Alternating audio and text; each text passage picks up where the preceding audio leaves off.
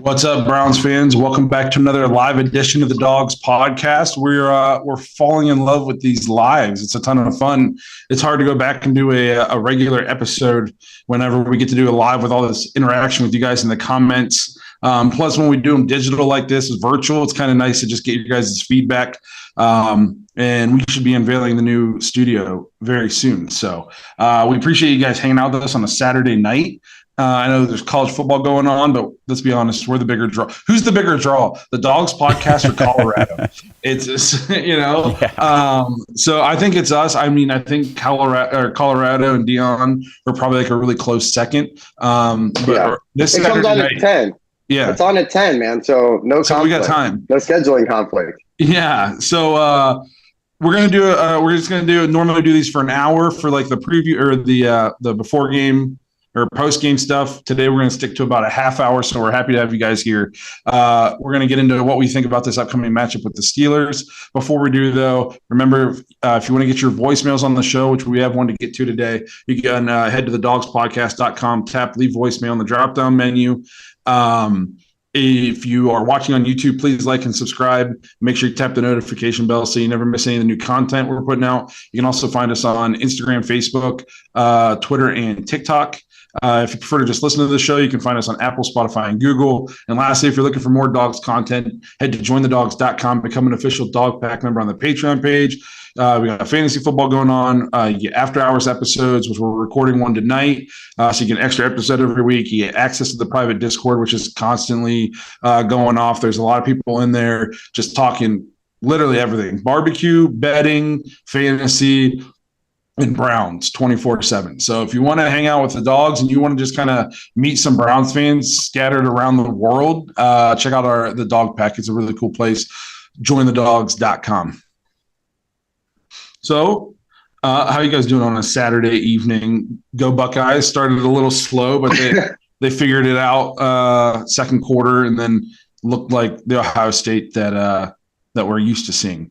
So I think before we dive in with our thoughts, we did have a voicemail we wanted to get to from Kenny Mack. Yep, here we go.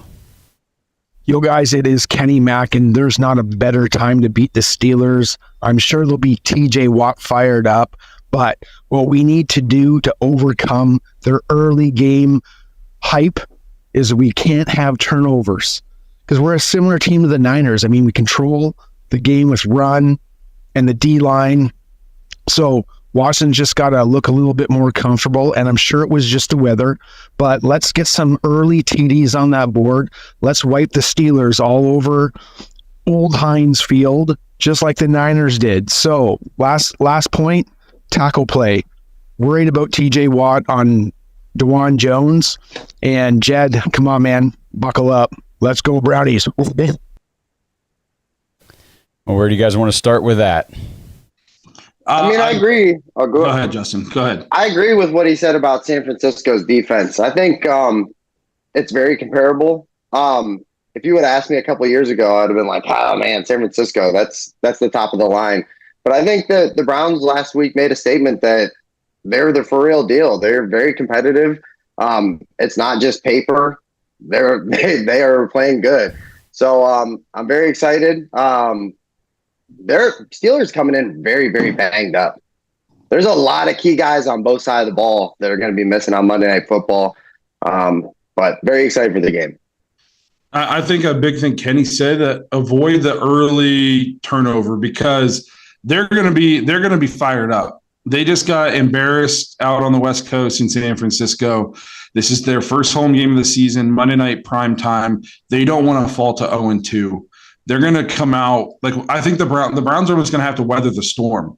Like I think it's going to be. I can see this being like a very tight battle in the first quarter because they're going to come out with a lot of emotion, and we have to weather that. If we let them come out fired up and TJ Watt gets going with a sack or a strip sack or Minka picks off a pass or something, that's an uphill battle I don't want to face because then you're facing the Steelers, all their energy, and then you're facing 80,000 Steelers fans. You got to take the crowd out of it. And that was something our last quarterback was terrible at. Against the Steelers, he'd come out and throw a pick on the first drive, and it was like, well, if they didn't have, enough going for them, now it's this. So I think avoiding an early turnover is huge. Yeah, let me read just a couple stats. I don't know if you guys saw any of this floating around today. So Pittsburgh have not lost to Cleveland at home since 2003. So it's been 20 years since the Browns have gone into Pittsburgh and won. That was the last year before they drafted Big Ben. The other record that's on the line apparently for the Steelers on Monday, the Steelers haven't lost at home on Monday Night Football since 1991. It's been 32 years since they've lost at home on Monday Night Football. And Mike Tomlin's record after a loss of 20 or more points is 10-2. So you're right. Getting off to a bad start, it's going to create a really unnecessary uphill battle that I don't think we have to go through. No, I agree. And do you have anything you want to jump in on, John? Man, I think we're going to break some of those records. That's all I'm going to say. That's what I'm hoping, man. I think just to kind of let springboard into like our thoughts on the game. Again, if you want to get your voicemails on the show, like Kenny always does, thedawgspodcast.com, just tap leave voicemail. I think my biggest concern for this game is our tackle play. Obviously DeJuan Jones making his first pro start, and he's going up against arguably the best pass rusher in the National Football League him, the Bosa brothers, and Myles Garrett, you know what I mean? Like that, They're kind of like in a class of their own. And so he came in and he played well last week. And Hubbard and Hendrickson, they're not slouches for the Bengals. In his pass pro, he graded out pretty high. His run blocking, he needed some help in that department last week. And I guess a lot of that he graded so low because technically he was blocking the wrong person. So it was more assignment related and more than like actual ability. But I'm concerned. As much as I'm concerned about him, that TJ Watt matchup, I'm equally, if not more, concerned with Jed Wills on the left side of the line against Highsmith, right? Because Jed Wills got beat a lot last week by Trey Hendrickson. And the Browns want to play a more open, free-flowing offense, more shotgun, more 3 wide receivers, more empty sets. And in order to do that, your offensive line has to be able to hold up. Yeah, at least have to be able to block your man. I mean, if they start bringing more than 5, then it's on the quarterback to get us into a better play, make a hot check, that kind of thing. But you got to at least block your man. And in my opinion, Jed Wills got off to a bad start last week. I think it was early in the game. It looked like Deshaun overthrew Amari Cooper going right down the middle of the field. It looked like he overthrew him by a bunch. If you go back and you watch, that's because he had to throw it 2 seconds too early because Jed Wills got beat again, and the guy was in his face, and he had to throw it early. Like he's got to play better this week because the offense will be. It'll be rough if they don't win their matchups because as good as TJ Watt is against the pass, he's good against the run too. So I saw some people say run away from TJ Watt. Well, I watch him make about 10 chase down tackles a game from the backside. Like you're not going to just run away from TJ Watt. In all honesty, a lot of times your success in these situations against these elite pass rushers, you run at them. You try to negate their pass rush. You send extra, you know what I mean? Like you see people do that to Myles. So that's the biggest concern for me is how are our tackles going to match up? Because if they win their matchups, there's no such thing as an easy win, especially against the Steelers in Pittsburgh on a Monday night. But I think as banged up as they are at some key positions, like this is a game the Browns should go in expecting to win, and they should win. I wouldn't be surprised if it's like a tight, close battle. We win by 3 or something like that. But this is the game. If you want to be the team that you think you can be this year, you have to win. This is the game you have to go win.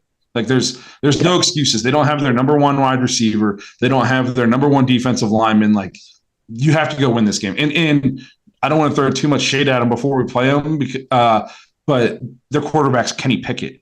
You know what I mean? Like there's no excuses for losing this game. You have to go win this game. No, go ahead, Justin. I also have some concerns with, like, we got news today that Amari Cooper might not play. And to me, at first glance, I was like, maybe it's an opportunity for Tillman or somebody to play. I mean, I felt like Amari Cooper's kind of been that safety valve for past quarterbacks. There's Watson, Brissett. So if he doesn't play, I have some concerns there. I don't know. Yeah, for anybody who didn't see it, it was a groin injury that he suffered today in practice. So not something that came out of last week's game, I don't believe. I didn't see any reports about any sort of injury concern throughout the week until today. I just saw it was a re-aggravated injury. So I don't know if it was from that play that happened during the game and then it just re-aggravated today at practice. But I thought in the game it was like his ankle or something, but maybe it was his groin. I don't remember. I'm not sure, man. That's just what I saw today through some fantasy stuff. The nice thing is I do think that, regarding the Cooper injury, we do have guys who can fill in, step up and play. I mean, DPJ is still a very, very good outside receiver, and Elijah Moore last week showed that he can be utilized all over the field, and we still have Nick Chubb. And our tight ends are awesome. Yeah. We have other things that we can fall back on and lean on if he's not able to go. Well, and this is why you made a move for a guy who you think is elite. You know what I mean? Like, this is a game where it's like, okay, Deshaun, you don't have your number one. You're going into Pittsburgh. Now this is where we lean on you. You got to carry the team. You know what I mean? Like we used to say with Baker, like he needed studs everywhere to be successful. I'm not saying a quarterback can go out there with, scrubs, practice squad players, and he's going to be successful. But like you said, we still got plenty of talent at the wide receiver position, in the tight end position, and with our run game, the offense, the offense should not be hindered like that much. It's obviously a loss if he can't play. You know what I mean? It's like but we can't use that as an excuse. They're coming in without Deontay Johnson. Right. And last weekend, you saw the targets were distributed so, evenly across Moore, DPJ, and Cooper. It wasn't like Cooper was, getting 12 to 15 targets and the other guys were seeing like 3 or 4. It was pretty even. I saw somebody say I didn't get the memo about wearing the white jersey tonight. I just don't have a white jersey. So I just went with the plain white tee instead. I was hoping nobody would notice. Thanks a lot. Calling me out here on the live. I lost my train of thought thinking about my wardrobe. But why don't you think about your wardrobe? And I'm going to tell everybody to go place a bet on Caesars real quick. Is that cool? Go ahead. If you guys are in Ohio, Caesar Sportsbook is kicking off this NFL season with a new bet, $50, get $250 in bonus bets. This is a limited time offer. It's almost over. New users, you can sign up with our code DAWGSGET, DAWGSGET, redeem $250 in bonus bets after placing your first wager of $50 on any NFL game. So even if that first bet loses, you will receive one $50 bonus bet credit each week over the next 5 weeks. So make sure you enter our code DAWGSGET while signing up to have a bet on Caesars every day for the start of the season. That's code DAWGSGET. Offer is only available for new customers who are 21 and older and physically present in Ohio. Please gamble responsibly. If you or a loved one has a gambling problem, call 1-800-GAMBLER. Check the episode description for the full terms of the offer to see if you can qualify. And if you want to do the pick'em for week 2 on splashsports.com/dogs, go for it. Get in there. There's only 25 spots open. I actually won the pick'em last week in week 1, which is awesome. And maybe that's why Ohio shut it down for this week and said that if you're in Ohio, you can't bet this week. I don't know. That's probably it. I would imagine that was it. Yeah. I screwed it up. So coming into this game, then we just talked a little bit about it. Then, what are your expectations, or what are your concerns with the offense and more notable Deshaun Watson? More specifically, what do you think you're going to see out of Deshaun this week? Like, how much do you say it was the weather? How much do you think like it was he played poorly? Like, what are your thoughts going into this game on Deshaun? Well, I think he's going to be under more pressure than he was last week. So even in good weather, I think he's going to be hurried a lot. I think that because Conklin is out, we got a rookie going against TJ Watt. Jed Wills isn't super duper solid on the other side. He is serviceable, but serviceable at best. So I think we're going to be under pressure. So I don't know. I still think our offense is going to look okay. I think our defense is going to be, what keeps us in the game ultimately, just like, last week. That's That's kind of what I'm expecting. I think our defense is going to have a much bigger role probably. I think our offense is maybe going to be like a 20, 21 point type of thing. But it's kind of where my head's at right now. So for me, and Blake, I know you weren't on the recap, but you and I were at the game. We're sitting there, and luckily we weren't with Justin, who was getting soaked the whole game, and we were not. I feel like a lot of those passes that were being thrown low. I mean, we saw that last year, so it was concerning to see some of that come back again. But we were listening to the post game too, and Deshaun made that. And again, I say, like, he didn't make it like an excuse. It was just kind of a comment in response to the question. But he talked about how the ball was wet the entire game, and it was heavy. And I was like, I guess I didn't really think about that, how heavy the ball would be. You're not used to that. You got your timing down with these receivers on certain throws and routes and things, and it throws things off. So my biggest takeaway from that game, obviously watching it, you're getting frustrated because the balls are nosediving. But it rained, and it never downpoured. But from the time we got to Cleveland, it was just a heavy mist for literally the whole day. And if you looked around the field, like the black track around the stadium, soaked. It was soaked. It was soaked. And if you just looked a few rows down in front of us, the people sitting in front of us, but they were soaked. You know what I mean? Yeah. The more importantly to me, he made the right reads. The ball was going where it needed to go. And so the longer the week went on and the more I thought about it, I stopped and thought, what other quarterback would be held to some crazy standard in a rainstorm where they're like, he's got to complete 80% of his passes and he's got to do this and he's got to be nobody else. And he should be the narrative should be, in a rainstorm, he managed to come out and make just enough big throws and then do some stuff with his legs to take us to get the offense going and take us to a win.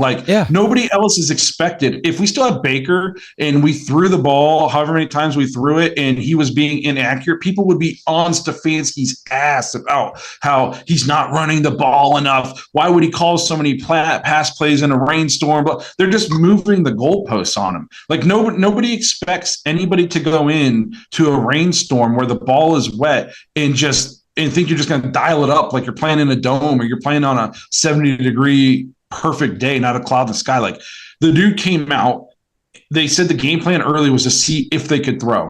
So that's why early in the game, like you saw, they wanted to see what they could do in the weather. It wasn't going well. Credit Stefanski and the offense. They kind of switched. It went to a way more heavy run. We saw some design Deshaun runs. Nick Chubb started getting super heavy involved. And then Deshaun made just enough throws right before the half in that 2-minute drill. He made 4 throws on that drive, including the one to DPJ on the Browns sideline over the corner before. That's one of the best throws you're going to see in the league all year. And he did it in a rainstorm. So anybody who goes and says Deshaun played poorly, in theory, he played better than every other AFC North quarterback last week. Yes, and he played better than Burrow. He played better than Pickett. Burrow got excuses all week long for playing in the rain. Oh, well, he was in a rainstorm. So was Deshaun Watson, and he outplayed Burrow like it wasn't even close. I didn't know we closed the roof when the Bengals had the ball and opened it back up when the Browns had it. Like dry balls out there. I mean, come on. I did like, though, how aggressive he was with the legs, with the rushing attacks. When he did take off, I liked how aggressive he was. The thing that's nice going into this game, I think if our defense keeps playing like that, Deshaun Watson doesn't have to play out of his mind. He doesn't have to be 2020 Deshaun Watson. The thing that's exciting for me is there's a huge chance that you can get that guy. There's no reason. This could be a big coming out party for this guy on Monday night. And I kind of think he is. I think he'll play a little bit above average. I think as the season goes on, he's just going to keep getting better and better. But we used to talk about, hey, if Baker's just okay, we can win games with how our defense was. And then, well, not last year, but, that was the plan. But I think the similar situation with this year, this defense is so good that he doesn't have to play out of his mind. He's just average Deshaun can win you a lot of games, I think, with this defense. I heard it on TV sometime this week. I forget who said it. The Browns defense and the run game and everything should be so good this year that you don't need Deshaun to be 2020 Deshaun for all 60 minutes of every game all season. You need him to be that guy a handful of times this year. You know what I mean? To when other things aren't going well, and then he can be the guy who overcomes that. But the team as a whole is built so well, from the run game to the offensive line to the defense. He doesn't have to be Superman all the time. I expect him to be Superman when called upon, because that's the type of player he's supposed to be, and that's what we're paying him to be. But a good team doesn't need their quarterback to be Superman. You're seeing this with the Bills. They have no run game. They have Josh Allen running around trying to do everything. And he regressed last year. It didn't look good. Looks like it doesn't look good again this year. You know what I mean? Like there's basically kind of like one guy who can do that, and even he lost week one. Lost week one in Mahomes. You know what I mean? Like it's a team sport. We upgraded to Deshaun because our former quarterback, he wasn't good enough in those spot moments to be the overcomer. You know what I mean? Like we would win in spite of him. We got Deshaun because when those things aren't going well, then we can lean on him. But we don't have to lean on him for 60 minutes, 17 games. Right. We don't always need you to go out and be the reason we won every game, but just don't ever be the reason we lost. Yeah, he might have to be the reason we win. He might have to be the reason we win 2 or 3 games. Exactly. But not every game. That's why you make the move for him. Yep. Exactly. Because he can be that kind of player. And then if he can come out and be 2020 Deshaun for every game for the whole, then watch out. You know what I mean? Like sky's the limit for this team. So we got about 8 minutes left. I didn't know if you wanted to switch it up, talk a little bit about the defense. Sure. I expect the defense. So Deontay Johnson is out. Did you say somebody else too, Justin? Anthony McFarland's out, who is, I want to say, is their number 4. I believe it's Deontay Johnson, and then it goes Pickens, Allen Robinson, and then McFarland. So you're going to see, and then even Pickens was limited on Friday. So there's a chance that maybe he isn't even able to Freiermuth their tight end came out of the game too. He had a huge head, rib. Yeah. I think he had like a rib injury. Yeah. He got destroyed. He got destroyed on a catch. Yep. But so they're coming in super banged up. Calvin Austin is the guy they're probably going to lean on. Allen Robinson probably is going to have a huge target share for those guys. If they even have time, I think that the Browns are going to literally just scheme it up and just send all day. I think they're going to be super aggressive. Kenny didn't look like he was comfortable at all last week. And I think we've already said it, but San Francisco Browns kind of have a similar defense where they can be that aggressive. So I think it's going to be a good day for the defense. I think with the pressure that our D-line showed they can generate last week, it is seriously pick your poison, because Kenny Pickett holds that ball too long at all, he's going down, or he's, fumbling, making a bad throw, throwing it away, something. And then if he's pressured into making a quick throw before a receiver's actually open or anything, man, our secondary is ball hawking. Martin Emerson, we talked about him potentially being like a Pro Bowl type of season this year, and he already started out that way. He is, 2-0. He's got Mike Evans and Jamar Chase hanging up in his room. He's like, I got these guys. They're mine. I came away from that week 1 game, and I was like, there's a sneaky chance Martin Emerson's the best corner on our team. Yes. Yep. Denzel I remember Ward when people made fun of us last year for that. When I brought it up, and I took all the heat. You did. And I look very, very. I look like maybe I made a Blake Reneker prediction. Maybe my head's gonna get a little big now, but I can't take 2 of you guys. He we heard he was played out of position. It was Mississippi State is where he went to college. Am I correct in there? Yeah, he was an SEC kid. Yeah, and they had him playing a lot of zone. And all the scouts said this isn't what this guy should be doing. He's a press man guy. That's where he excels. He's one of the best corners in the SEC at press man and stuff. Yep. And then of course he gets drafted to a defense with Joe Woods, where all we're doing is sitting back in zone the whole game. Yep. This defense is catered to the secondary, and we have the elite athletes in the secondary, in Newsome and Ward and Emerson, and if Thornhill plays, but if not, Grant McLeod, Delpit, who was our highest graded defensive player. We have the guys who can be sticky to these receivers. They only have to be sticky for 2 seconds because our defensive line's getting home.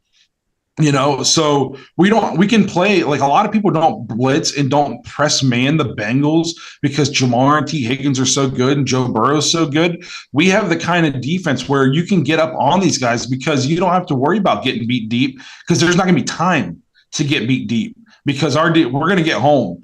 And you saw there were so many different looks Jim Schwartz had. I mean, Za'Darius, Obo, Miles over the center, crossing people over. Like, the defense is just. I texted my dad and my brother last week. It was like, it might have been after Miles' big sack when they were going for it, like, and then they decided to pull Burrow, get him out of there for his health. I texted after that sack and after we were done, the stadium going nuts, which is maybe the second loudest I've ever heard it in any game I've ever been to. Yeah, it was loud. I just texted my dad and brother, said, this defense is so good, like, I might cry. I've never seen a defense like this in Cleveland. It's like watching. I mean, we are so physical. We didn't miss tackles. We gave up those little 5-yard routes to the flats, and we were like, you can do this all day if you want, because when you catch it at 2, you're getting tackled for 2. And we didn't miss any tackles. Grant Delpit, oh my, he looked like 2018 LSU Grant Delpit. If that dude can stay healthy and play free, and he can just be a playmaker back there, I mean, even in coverage, he was great. And man, like, the sky is the limit for this defense if they stay healthy. It's going to, we say top 10, this is like a top 3 defense if they stay healthy. Yeah. And oh my gosh, they play like that week in and week out. So the only thing with the defense that I thought I saw last week, and it wasn't a huge thing. It was just, I felt like Joe Mixon was able to pick up a couple big run, not big runs, but 5 or 6 yard runs where it's like, man, like, we need to kind of tighten in on that a little bit more. I don't think Najee Harris is that kind of running back. I don't think he's a gasher. He's not going to be able to do anything close to even what Joe Mixon was able to do in the rain last week, I don't think. But Jaylen Warren, their backup running back, who's a little more, he's got more speed and shift to him. He would be the only one I'd actually be even a little worried about, but just a little. I just took away, like, with the mix and runs here and there, you're going to have those. You know what I mean? Yeah. Like, for the most part, you're going to have, especially when they're like on second and down and stuff like that, you're going to have plays where they're going to get 4 or 5 yards. The big thing that I took away is last year, those were 10, 11, 12, 13-yard runs. Those were first down yard runs. At least, going into this year, there was a lot of 3rd and 2, a lot of 3rd and 3. And then, like Blake said, we didn't play off the ball like we did last year. If it was 4th and 2, we hit them at 2, and that was it. I think if, unless something crazy happens, I really feel like the Steelers are going to have a hard time moving the ball, and they're going to have a hard time scoring. Like, with Matt Canada as their offensive coordinator, I heard this crazy stat. They haven't gone for over 400 yards of offense in a game in like years. I think, Josh, you talked about this. Every other team in that time frame has done it like at least 3 or 4 times. And I think we even talked about the 2-year span where the Browns were 1-31 with Deshaun Kaiser as their quarterback. We went for over 400 yards 6 times. And this team has not gone for over 400 yards of offense with Matt Canada. I think that is a recipe for disaster if you're playing against this defense. Like, I think it basically all comes down to the Browns' offensive tackle play. If Jed Wills and DeJuan Jones play well, I'm not going to predict a blowout against the Steelers because they're not the Bengals and we haven't had their number, for the last 3-4 years, and it's the Steelers and it's Monday Night Football. But man, if those 2 guys win their matchup, it could be a long night for the Steelers. I don't see how they can move the ball on this. I just don't.